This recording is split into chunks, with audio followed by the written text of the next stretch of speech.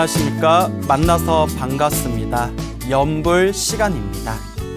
자, 우리 교재 19페이지 한번 펼쳐보겠습니다. 지견은 근본 성품이라 말할 수 있다. 자, 지견은 여기서 말하는 지견은 부처님의 지혜이다 라고 말씀을 드렸죠. 지견, 부처님의 지혜는 근본 성품. 그러면 근본 성품은 무엇이냐? 자, 여기서 곧 불성이다 라고 말하고 있죠. 근본 성품은 곧 불성이다. 모든 중생은 다 함께 이 부처님과 똑같은 성품이 있다. 그 부처님과 똑같은 성품을 불성이라고 한다. 부처님께서는 이 불성을 확연하게 깨달으셨기 때문에 부처님이 되신 거고, 우리 중생도 불성이 있지만 탐욕과 성냄과 어리석음에 가리워져 있기 때문에 이 불성을 깨닫지 못하고 지금 중생으로 살고 있을 뿐이다. 부처든 중생이든 똑같이 불성이 있다. 중생이 불성을 깨달으면 부처가 되는 것이고, 원래 불성을 가지고 있는 부처인데 이 불성을 못 깨달았기 때문에 중생으로 살고 있을 뿐이다. 부처와 중생과 불성은 차별이 없다. 불성을 깨달았냐 못 깨달았냐의 차이 때문에 다만 부처냐 중생이냐라는 차별이 생겼을 뿐이다. 자, 그렇게 이해하시면 되겠습니다. 이 성품은 불성을 뜻하는 거겠죠.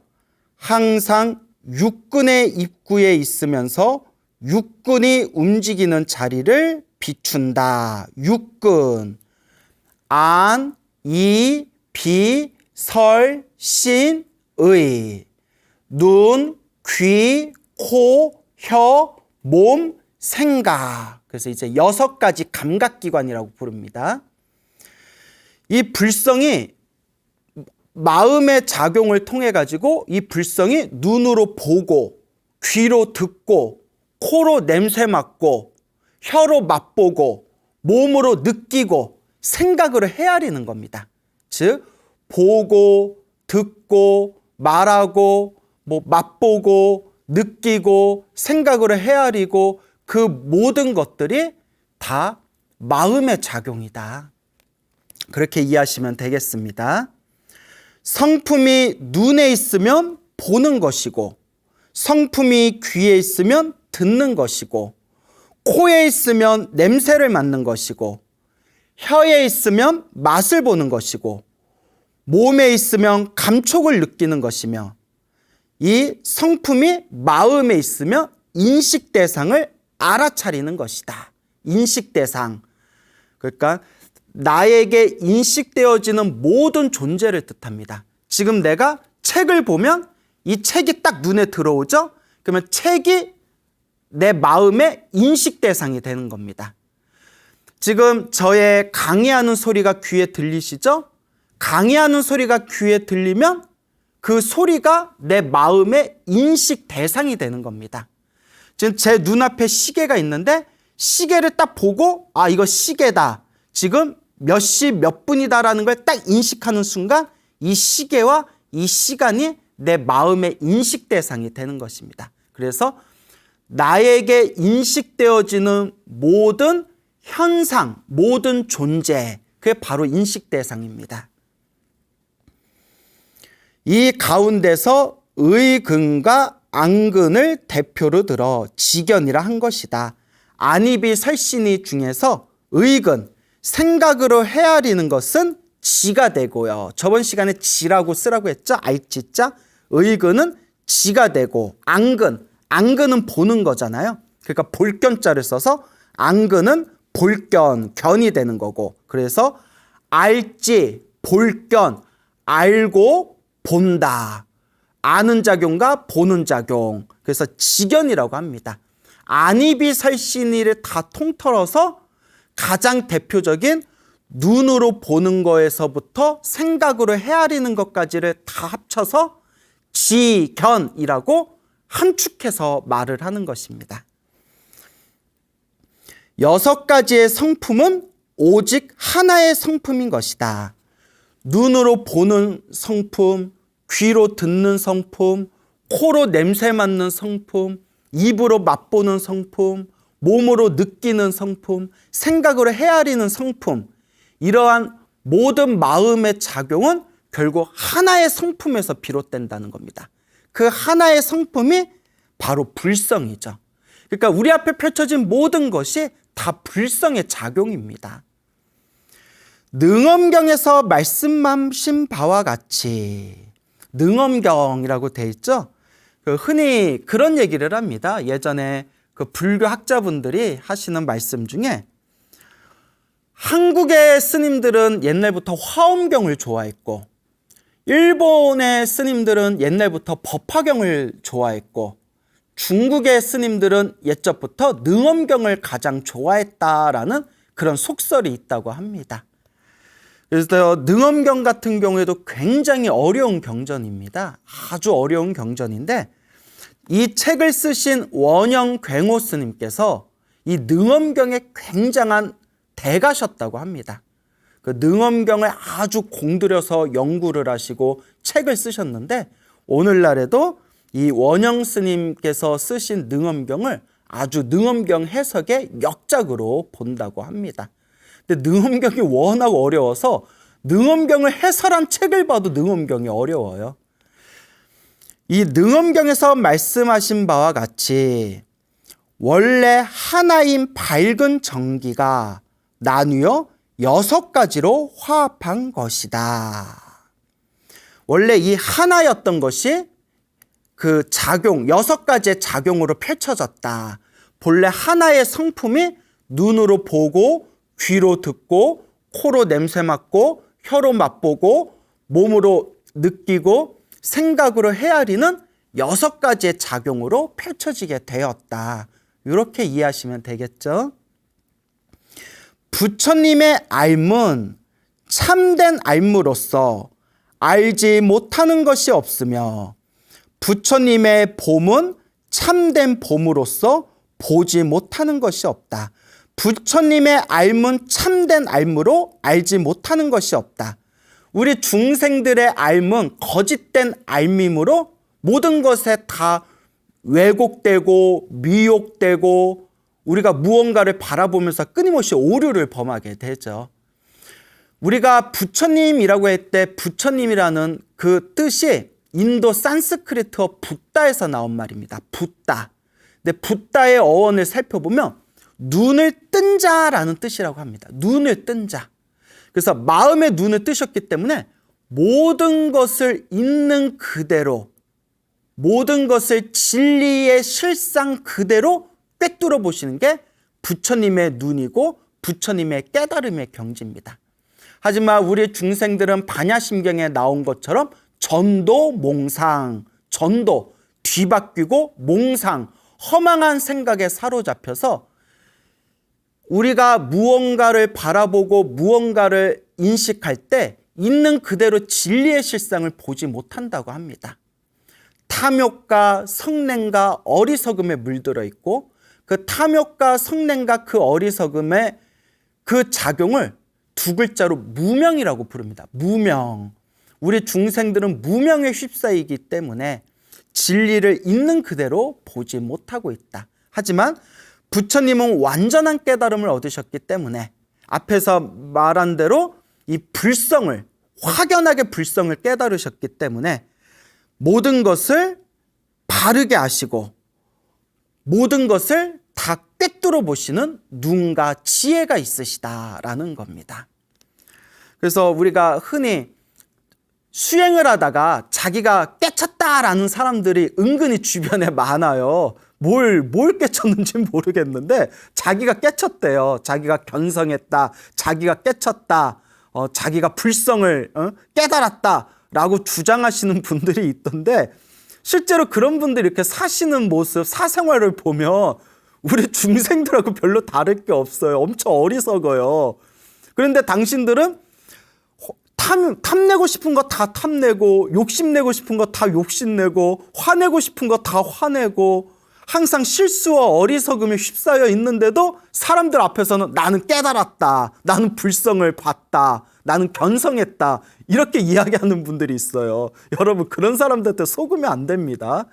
그래서 참 우리 중생들 업장이 두껍고 망상이 너무나 두꺼워서 잠깐 수행하고 공부하다가 잠깐 뭐가 번쩍하고 한번 경계가 한번 맛본 것 같고 내가 대단한 경지를 얻었다, 이런 식으로 그런 잘못된 그런 자신의 생각에 홀딱 속아 넘어가는 사람들이 있는데, 옛날부터 큰 스님들께서, 옛날부터 선지식들께서 항상 그걸 경계하라고 하셨습니다. 그걸 뭐라고 표현하냐면 그림자를 진짜 주인이다라고 오해하고 있다. 우리가 그림자는 실체가 없는 거잖아요. 근데 그림자를 보고 그 그림자가 진짜 실체다, 진짜 주인이다라고 착각하고 있다는 거예요. 그래서 우리 수행자들은 항상 공부하면서 중간에 무슨 경계가 잠깐 생겼다고 해서 이게 대단한 경계인 것처럼 착각하지 마시고, 그 주변에 자기가 깨달았다라는 사람이 있으면 그 사람이 평상시에 탐욕이 있는가 없는가, 그 사람이 성냄이 있는가 없는가, 그 사람의 어리석음이 있는가 없는가를 항상 이렇게 잘 여러분들이 관찰을 해보셔야 됩니다.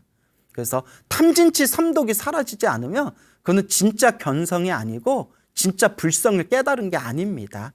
그러니까 우리 공부하는 수행자들은 그런 거에 함부로 속아서는 안 된다, 꼭 명심하시기 바랍니다. 근데 희한해요. 요새 말법 시대에서라서 그런가 이상하게 자기가 깨쳤다는 사람들이 좀 많아요, 주변에. 그래서 내가 그런 사람들 보면 참 희한하다, 이제 그런 생각이 들 때가 있죠. 그러나 중생은 망상과 집착 때문에 거짓되게 알고 거짓되게 보는 것이다. 망상과 집착. 반야심경에서는 전도, 몽상, 금강경에서는 아상, 인상, 중생상, 수자상. 그게 망상과 집착을 삼독이라고 해서 세 가지 독, 삼독 해서 탐욕, 성냄, 어리석음, 탐진치, 삼독. 이 망상과 집착을 다 묶어서 무명이라고 부릅니다. 무명번뇌라고도 부르죠. 우리 중생은 망상과 집착 때문에 거짓되게 알고 거짓되게 보는 것이다. 이것은 진실로 덕 높은 옛 스님의 말씀과 같다. 그래서 시가 나오죠. 한 조각 흰 구름이 골짜기에 걸려 있으니 몇 마리 새들이 돌아갈 둥지를 찾지 못하는구나. 이걸 교리적으로 해석할 수는 있어요. 이걸 교리적으로 해석할 수는 있지만 굳이 해석을 안 하고 넘어가겠습니다. 다만 힌트만 드리자면 몇 마리 새들이 돌아갈 둥지를 찾지 못하는구나. 이거는 내 마음의 번뇌, 내 마음의 망상, 내 마음의 집착을 뜻하는 거죠. 새들이 돌아갈 곳을 찾지 못하고 새들이 자기들의 둥지를 찾지 못하듯이 우리 마음이 자꾸 바깥으로 방황하고 있는 그런 모습을 비유하는 그런 표현이 되겠습니다. 망령된 것은 자성이 없으며 모든 것이 참됨을 마땅히 알아야 한다. 망령된 것은 자성이 없다. 여기서 말하는 자성은 고정된 실체라고 이해하시면 됩니다. 이제 자성을 여러 가지로 이제 표현을 하거든요. 여기서 말하는 자성은 고정된 실체. 우리가 흔히 참선하면서 자성을 깨달아야 된다 할 때 자성은 자기 성품, 자기 불성이라는 뜻이 있고요. 여기서 말하는 자성은 고정된 실체, 이렇게 이해하시면 되겠습니다. 망령된 것은 자성이 없다, 고정된 실체가 없다, 본래 고정된 실체가 없다는 거예요. 그래서 우리가 흔히 참선할 때 망상이 일어나면 우리 큰 스님들께 스님 자꾸 수행하면서 망상이 일어나는데 어떻게 해야 돼요? 하면 그 큰 스님들께서 망상은 본래 고정된 실체가 없다. 그러니까 그냥 지나가도록, 그냥 흘러가도록 내버려둬라, 이런 표현을 많이 하시거든요. 그래서 망령된 거, 망상은, 허망한 것은 고정된 실체가 없는 것이다. 그리고 모든 것이 참됨을 마땅히 알아야 한다. 망령된 것은 고정된 실체가 없으며 깨달음의 눈으로 보면, 망상이 없는 깨달음의 눈으로 보면 모든 것은 본래 다 참되다는 거예요. 그래서 돼지 눈에는 돼지로 보이고 부처 눈에는 부처로 보이듯이 망상이 사라진 완전한 깨달음의 눈으로 보면 이 세상에 있는 모든 것이 다 참되고 진실하다. 이제 이렇게 이해하시면 되겠죠. 부처님은 중생을 위하여 이것을 열어 보이고 깨달아 들어가게 하신 것이다. 부처님은 중생을 위하여 이 불성을 깨달아야 된다. 그리고 우리 마음에 깨달음을 얻어야 된다. 망상과 집착을 놓아버려야 된다. 이제 이러한 것들을 가르쳐 주시고 우리 중생들이 깨달음에 들어갈 수 있도록 부처님께서 법을 설하신 것이다.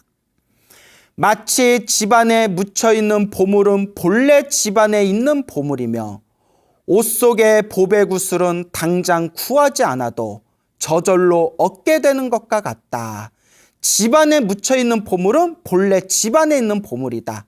옷 속의 보배구슬은 당장 구하지 않아도 저절로 얻게 되는 것과 같다. 불성에 대한 비유입니다. 불성에 대한 비유. 우리 중생들은 다 불성이 있어요. 저 지옥에 떨어진 아주 흉악한 중생조차도 사실 불성이 있습니다. 다만 번뇌와 어리석음에 가리워져 있기 때문에 저렇게 어리석게 살다가 지옥에 떨어진 것뿐이지 지옥에 떨어진 중생조차도 본래 불성이 있다. 그러니까 지옥에 떨어진 중생도 이 불성만 깨달으면 그 자리에서 생사해탈을 할 수 있다. 깨달음을 얻을 수 있다라고 우리 대승의 가르침에서 설하고 있습니다. 그래서 집안에 묻혀있는 보물은 집안에 보물이 묻혀있으면 내가 그 보물이 있는지 없는지 모르지만 내가 그 보물이 있는지 없는지 모른다 하더라도 내 집안에 보물이 있긴 있는 거예요.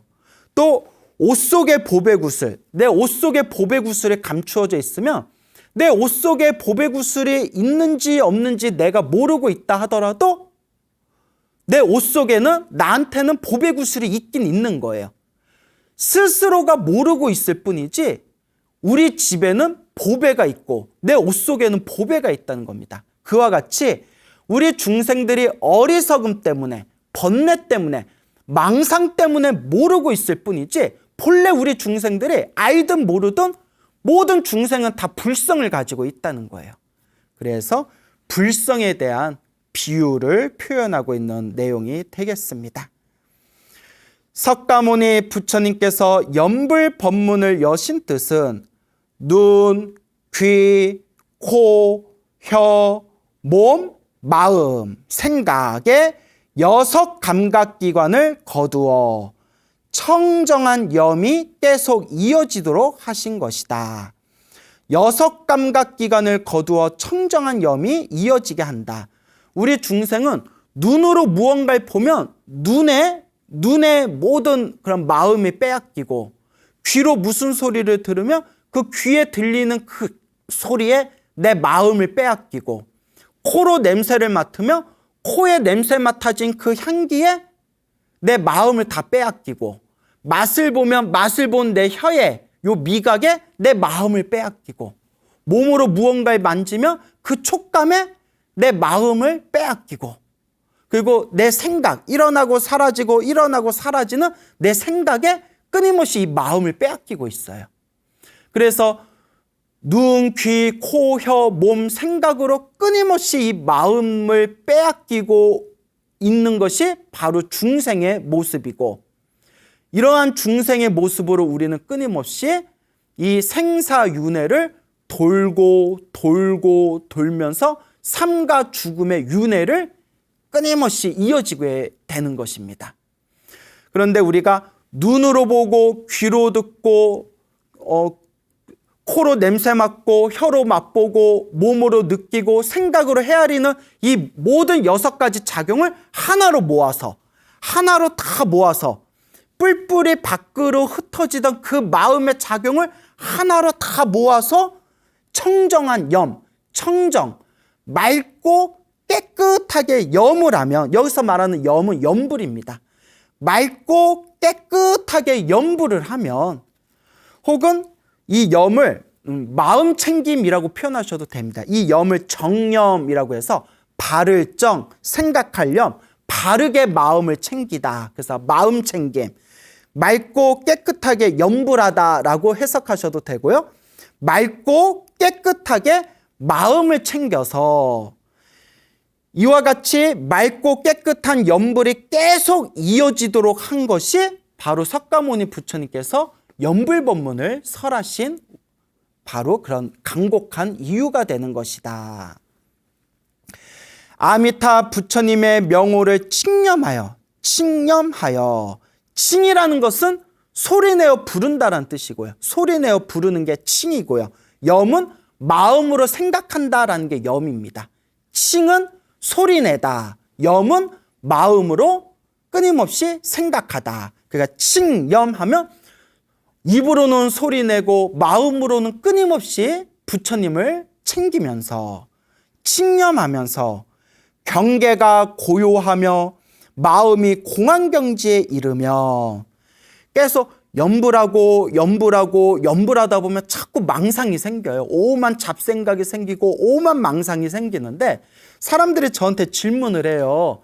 스님, 수행 좀 하려고 하면 참선하려고 앉아있고 명상하려고 앉아있고 염불하려고 딱 앉아있으면 오만 가지 잡념과 망상이 생기는데 어떻게 해야 됩니까? 라고 저한테 질문을 해요. 그럴 때마다 제가 항상 드리는 말씀이 여러분, 기도하면서 망상이 없으면, 수행하면서 번뇌망상이 없으면 우리는 벌써 다 성불했다고. 우리는 벌써 다 성불했습니다. 그렇게 수행이 쉬운 게 아니거든요. 그래서 우리가 처음에는 수행을 시작하면 온갖 번뇌망상이 자꾸 일어나요. 자, 여기서 중요한 거. 그 번뇌망상은 고정된 실체가 있다, 없다. 고정된 실체가 없다. 앞에서 말씀드렸죠? 망령된 것은 자성이 없다. 고정된 실체가 없다. 망령된 것은 자성, 고정된 실체가 없기 때문에 그냥 내버려 두면 돼요. 그냥 일어나고 사라지고 일어나고 사라지는 하나의 현상일 뿐 그 현상에는 아무런 고정된 실체가 없습니다. 망상이 일어나든 말든 그냥 놓아버리고 내버려두고 놓아버리고 내버려두면서 오로지 염불에만 집중하다 보면 점점 고요해지고 고요해진 게 더 깊어지고 더 깊어지면 그 고요한 경지가 점점 밝아져요. 밝아지면 그 밝아진 경지가 결국 맑고 깨끗해지면서 텅 빈 그런 공의 경지를 맛보게 됩니다. 그것이 바로 반야심경에서 말하는 원리 전도몽상, 전도몽상에서 원리, 멀원, 떠날리, 전 중생의 번뇌망상인 정도몽상에서 원리, 멀리 떠나게 된다. 그래서 꼭 기억해 두십시오. 처음에는 우리가 수행을 할 때, 우리가 무언가 하나에 집중을 할 때 끊임없이 번뇌와 망상이 일어나지만 번뇌망상이 일어나든 말든 신경 쓰지 말고 계속 닦다 보면 점점 고요해지고 고요해진 경지가 더 깊어지면 점점 밝아지는 경지가 더 깊어지면 맑고 청정해져서 맑고 깨끗한 그 자리에 그 반야심경에서 말하는 그런 공의 경지가 텅 하고 이제 깨달음의 불씨가 일어나게 된다. 그렇게 이해하시면 되겠습니다. 그와 같이 공안 경지에 이르면 불성은 저절로 드러나고 공안 경지에 이르면 번뇌와 망상, 탐욕과 성냄과 어리석은 그 무명이 사라지면서 우리 마음 안에 그 숨겨져 있었던 그 찬란한 깨달음의 광명, 그 불성이 저절로 환하게 빛이 나면서 부처님의 지견을 깨달아 들어가서 부처님의 지혜를 깨달아 들어가서 마침내 자성미타를 칭견하게 된다. 자성미타 밑줄 착. 자성미타 밑줄 그었어요. 옆에다 별 5개. 하나, 둘, 셋, 넷, 5 뿅뿅뿅뿅뿅. 자, 여기서 말하는 자성은 아까 앞에서는 고정된 실체라고 했다고 했죠? 자, 여기서 말하는 자성은 고정된 실체의 자성이라는 뜻이 아니라 자기 성품, 자기 마음이란 뜻이에요. 자기 성품 해서 자성. 근데 자성 미타는 내 마음이, 자기 성품이 바로 아미타 부처님이다 라는 것을 깨닫게 된다는 거예요. 아미타 부처님이 우리 마음 밖에 있는 게 아니라 내가 불성을 확 깨달으니까 내 마음이 석가모니 부처님이었고, 내 마음이 아미타 부처님이었고, 내 마음이 관세음보살이었고, 내 마음이 지장보살이었고, 내 마음이 문수보현이었고, 이 깨달음을 얻은 이 마음, 우리 마음의 이 불성이 바로 비로자나 부처님이었구나라는 걸, 내 마음을 환하게 깨달아서 내가 원래 부처였구나라는 깨달음을 얻는 것을 여기서는 자성미타라고 표현합니다. 자성미타. 자기 성품이 아미타 부처님이다. 자, 그래서 자성미타를 친견하게 된다. 그리하여 마침내 세상에 나온 큰 인연을 이루게 되는 것이다. 세상에 나온 큰 인연, 성불하게 된다라는 뜻이에요. 세상에 나온 큰 인연, 밑줄짝 옆에 밑에다가 성불. 자, 성불하게 된다. 완전한 깨달음을 얻게 된다 라고 이야기하고 있습니다. 자, 여기서 말하고 있는 이 내용의 이 연불법문은 이제 선의 입장에서 표현한 연불법문이에요. 선의 입장. 참선을 해서 우리가 마음의 깨달음을 얻어 불성을 보면 그 자리에서 성불하게 된다라는 경성성불의 이치를 연불법문으로 좀 다르게 해석을 한 겁니다.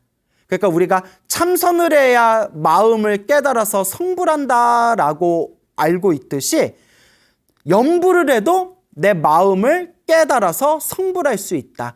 연불을 해서 불성을 깨달아 내 마음이 환하게 밝아지면 내 마음이 진짜 아미타 부처님이었구나라고 깨닫게 되는데 그것이 자성미타의 깨달음이다.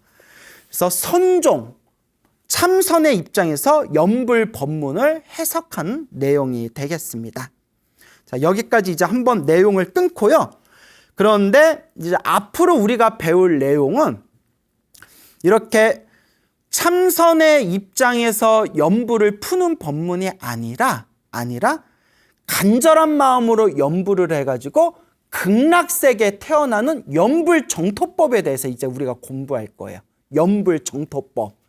그러니까 자성미타의 가르침은 열심히 연불해서 점점 마음이 고요해지고 마음이 밝아지고 마음이 맑고 깨끗해지면 모든 번뇌와 망상이 사라지면서 불성을 깨닫게 되는데 그 불성이 진짜 아미타 부처님이다라는 자성미타의 가르침이 있고요. 근데 이런 자성미타의 가르침은 번뇌가 많고 업장이 두꺼운 중생들은 따기가 힘들어요. 따기가 힘듭니다. 솔직히 우리 주변에 참선하고 명상하시는 분들이 얼마나 많습니까? 근데 참선하고 명상하신 분들 중에서 실제로 마음을 완벽하게 깨달으신 분이 과연 몇이나 될까요? 이거는 제가 지어내는 말이 아니라 많은 어른 스님들께서 하시는 말씀입니다. 이 공부는 참으로 어렵고 어려워서 아무리 참선하고 아무리 이 마음을 닦아도 요 견성을 하고 성불을 하고 이 자리에서 바로 불성을 깨닫기가 참으로 어렵다라고 선지식들께서 이 수행과 공부의 어려움에 대해서 말씀하셨죠. 그런데 이제 지금 여러분들과 공부하고 있는 이 연불정토 법문은 열심히 연불해서 내 힘으로 깨닫는 게 아니라 내가 열심히 연불해서 아미타 부처님의 가피의 힘으로 다음 세상의 극락세계에 태어나는 거예요. 다음 세상의 극락세계에 태어나서 성불할 수 있는 완벽한 성불학교인 극락세계 성불학교에서 아미타 부처님을 스승으로 모시고 이 수행을 하고 마음을 닦는 곳이 바로 연불정토의 핵심이 되는 것입니다. 그래서 연불을 해서 내 불성을 깨달아서 내 마음이 아미타 부처님이다라고 깨달음을 얻는 자성미타의 가르침과 내가 열심히 연불을 해서 다음 세상의 극락정토 성불학교에 태어나서 아미타 부처님을 스승으로 모시고 공부하겠다라는 이 정토 연불의 가르침은 결국 뿌리는 하나지만 바라보는 관점은 좀 차이가 있다라는 것을 여러분들이 머릿속에 정리해 두셔야 됩니다. 아시겠죠? 자, 그러면 아미타경에 나타난 극락정토 한번 보겠습니다. 자, 이제 아미타경에 나타난 극락정토가 우리가 중점적으로 공부할 연불정토에 대한 가르침이 되겠습니다. 연불법문은 정토법문이라 한다. 연불법문은 정토법문이라고 한다. 정토의 정자가 깨끗할 정, 토자가 국토, 땅 할 때 땅. 그래서 국토, 땅. 그래서 정토를 다른 말로 불국토라고 합니다. 부처님이 만드신 국토다. 불국토. 그래서 정토. 모든 부처님들께서는 당신들만의 정토가 있으시다고 합니다. 그래서 동방에는 약사열의 부처님의 정토가 있고요. 또 남방에는 또 남방의 부처님의 정토가 있고, 북방에는 또 북방의 부처님들의 정토가 있듯이 서쪽에 서방에 있는 정토가 바로 극락세계입니다. 그래서 이 세상에는 수많은 인간의 숫자로 헤아릴 수 없는 수많은 부처님들이 계시고, 인간의 숫자로 헤아릴 수 없는 수많은 이 정토, 깨끗하고 맑은 세계들이 있다고 합니다. 근데 그 수많은 깨끗하고 맑은 세계 중에서 가장 좋은 정토가, 가장 좋은 불국토가 바로 아미타 부처님 극락세계다라고 아미타경과 무량수경에서 자세히 나옵니다. 그래서 제가 이 강의 서두에 말씀을 드렸죠. 아미타 부처님이 성불하기 전에 법장이라는 스님이었는데, 이 법장이라는 스님이었을 때 210억 개의 불국토를 다 꿰뚫어 보시고 210억 개의 불국토, 210억 개의 정토 중에서 가장 좋은 장점들만 뽑아가지고 만든 성불학교가 바로 극락세계이다. 저 서쪽에 있는 서방 극락세계, 서방 극락정토이다. 그런 말씀을 드렸습니다. 그래서 연불법문은 연불을 열심히 해서 아미타 극락세계 정토에 태어나기를 발언하기 때문에 연불법문은 정토법문이라고 부른다. 그래서 연불정토라고도 부르고 정토연불이라고도 부릅니다. 또 다른 말로는 연종이나 정종이라고 하기도 한다. 연종의 연자가 연꽃연자예요. 왜냐하면 우리가 극락세계에 태어날 때 어떻게 태어나냐면, 이 사바세계는 우리가 엄마 자궁에서 태어나잖아요. 엄마 자궁에서 응애하고 태어나듯이 저 아미타 부처님 서방 극락정토 세계는 태어날 때 연꽃에서 태어난다고 합니다. 연꽃에서 태어나기 때문에 이 연꽃에서 태어나는 세상이라서 그 세계를 연화세계라고도 부릅니다. 연화세계. 그래서 연종, 연꽃연자를 써서 연종이라고도 부르고요. 정종, 정토에 태어나기를 바라기 때문에 정종이라고 하기도 한다. 석가모니 부처님께서 지극한 자비심으로 중생의 근기를 관찰하여 가르침을 베푸신 것이다. 자, 여기서 중생의 근기라고 나오죠. 근기는 그 중생의 타고난 수준, 그 중생의 타고난 능력을 근기라고 부릅니다. 그래서 쉽게 말하면 그릇이라고 보면 돼요. 그릇. 그 사람의 타고난 그릇. 그 사람의 타고난 수준. 그 사람의 타고난 능력을 근기라고 부릅니다. 그래서 불교에서는 태어날 때부터 수준이 높은 사람을 상근기라고 부르고요. 태어날 때부터 수준이 아주 낮은 사람을 하근기라고 부르고요. 상근기와 하근기의 중간을 중근기라고 부릅니다. 그래서 상, 중, 하, 상근기, 중근기, 하근기라고 부르죠. 그러면 여러분들은 근기가 어떤 근기실 것 같아요? 한번 잘 스스로 생각해 보시길 바랍니다. 석가모니 부처님께서 지극한 자비심으로 중생의 근기를 관찰하여 가르침을 베푸신 것이다. 이게 아주 중요합니다. 왜 중요하냐?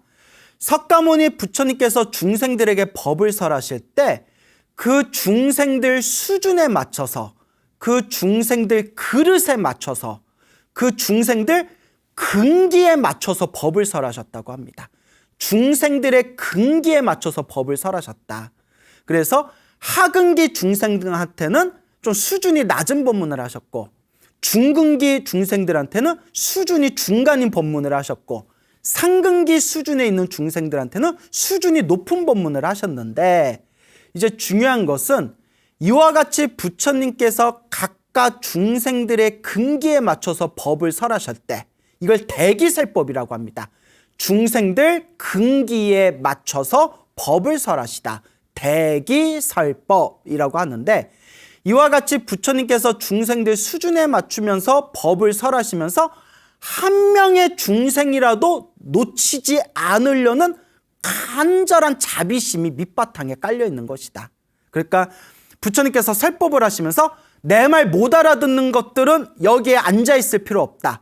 내 말을 못 알아듣는 하근기들은 내 법문 들을 필요가 없다라고 쳐버린 게 아니라, 어리석은 한 명의 그 수준 낮은 중생조차도 절대 빠뜨리지 않고 그 하나라도 다 제도하기 위해서 중생들의 법문을 설하신 것이다. 중생들에게 이와 같이 간곡하게 그 수준에 맞춰서 법을 설하신 겁니다.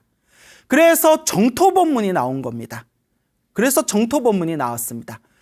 중생의 수준이 상근기일 때에는, 중생의 수준이 아주 높을 때에는 부처님의 법문을 듣자마자 그냥 그 자리에서 깨달음을 얻기도 하고, 혹은 참선이나 윗바사나 같은 명상 수행을 해서 마음을 깨달은 분들도 있지만, 실제로 이번 생에 참선해서 마음을 깨달을 수 있는 사람이 몇이나 될 것이며, 이번 생에 우리가 윗바사나를 해가지고 모든 탐진치 삼독이 다 사라져서 아라한이 될 수 있는 중생이 과연 몇이나 될 것인가.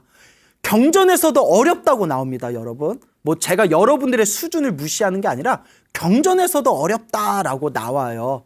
그래서 부처님께서 그와 같이 이번 생에 깨달음을 얻지 못한 그 한 명의 중생이라도 놓치지 않게 하기 위해서 아미타 극락정토의 가르침을 설하셨다는 거예요.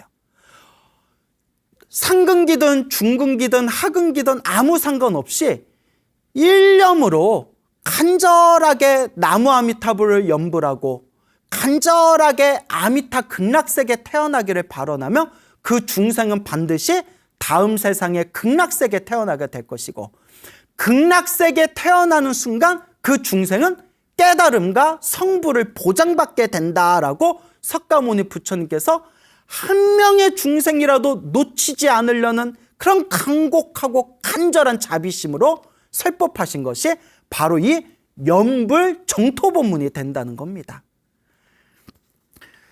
오직 염불 수행법만이 중생을 가장 쉽게 제도할 수 있기 때문에 무문자설, 즉 어느 누구도 질문하지 않았지만 부처님께서 스스로 설법하신 것이 바로 이 불설 아미타경이다. 오직 이 염불 정토의 수행법만이 중생을 가장 쉽게 제도할 수 있다. 고행을 할 필요도 없고, 머리 아프게 막 경전을 외울 필요도 없고, 뭐 참선한다고 그냥 산속에 깊이 들어가서 그냥 다 아픈 다리 결과부자하고 막 마음을 깨달으려고 억지로 마음을 집중할 필요도 없다. 누구든지 그냥 간절한 마음으로 다음 세상에 아미타 극락세계에 태어나기를 발언하면서 염불하기만 하면 성불학교 극락세계에 태어나게 되고, 부처님을 스승으로 모시고 부처님 밑에서 완벽하게 닦아 나갈 수 있다. 그러니까 가장 쉽게 중생을 제도할 수 있는 방법이 염불정토법문이다. 그와 같이 중요하기 때문에 무문자설이라고 돼 있죠. 무문자설 밑줄 쫙 그으시고 묻지 않았는데 법을 설했다는 거예요. 예를 들어서 금강경을 보면 사리불존자가 일어나서 부처님께 우술 착지하고 합장 공경하면서 부처님께 아뢰었대.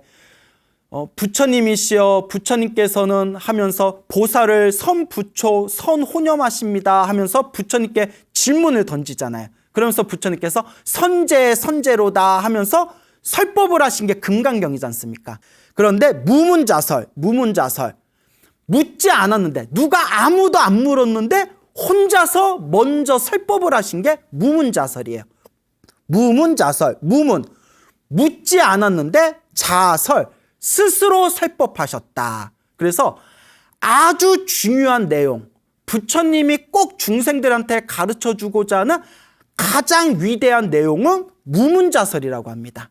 아무도 묻지 않았지만 부처님께서 스스로 설법하셨다.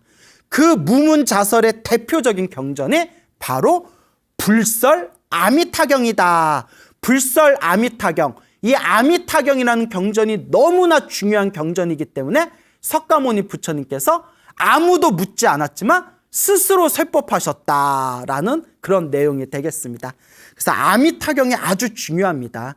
이 연불정토의 모든 핵심이 이 아미타경 그 짧은 경전 안에 다 들어있다고 합니다.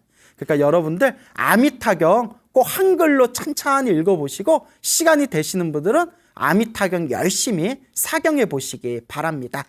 그러면 오늘 수업은 여기서 마치겠습니다. 여러분 또 다음 시간에 뵙겠습니다. 성불하십시오.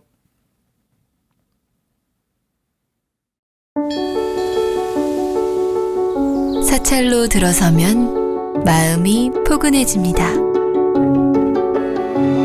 힘들었던 기억은 내려놓고 나를 찾는 시간을 가져봅니다. 나를 위한 행복 여행 템플스테이로 당신을 초대합니다.